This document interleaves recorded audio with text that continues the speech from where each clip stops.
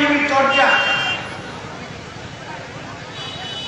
এখানে রাজ্য সরকারের উচিত কেন্দ্রীয় সরকারের কাছে লেখা, মানব সম্পদ দপ্তরের কাছে লেখা এবং রাজ্য সরকারের উচিত বিশ্বভারতীকে বলা যে আয়তি জমি কত ছিল আর কত জমি রবীন্দ্রনাথ ঠাকুর কীর্তিমোহন সেন ছাত্রীকে নিজে দিয়েছিলেন বা কোনো ব্যবস্থা করে দিয়েছিলেন, সেটা নিষ্পত্তি অবিলম্বে বিশ্বভারতীকে করতে হবে, তাহলে তো মিটে যায়।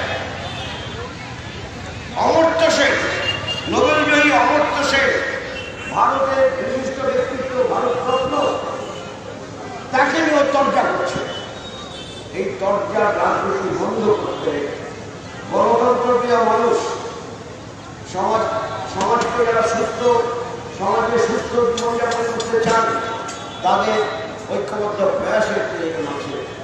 আমি অনুরোধ করব, আপনারা ভারতের ছাত্র ফেডারেশন বা ভারতের গণতান্ত্রিক যুব ফেডারেশন, তাদেরকে সঙ্গে যুক্ত হয়ে গণতন্ত্রপ্রিয় মানুষের সঙ্গে নিবিড় সম্পর্ক গড়ে তুলুন। নিবিড় সম্পর্ক গড়ে তোলার মধ্য দিয়ে তাদের কথা শুনুন, তাদের প্রশ্নের জবাব দিন এবং স্বাভাবিকভাবে ন্যায্য দাবির ভিত্তিতে লড়াই সংগ্রাম অগ্রসর করে মানুষের অবস্থার পরিবর্তনের জন্য আগামী দিনের প্রস্তুতি গ্রহণ করে।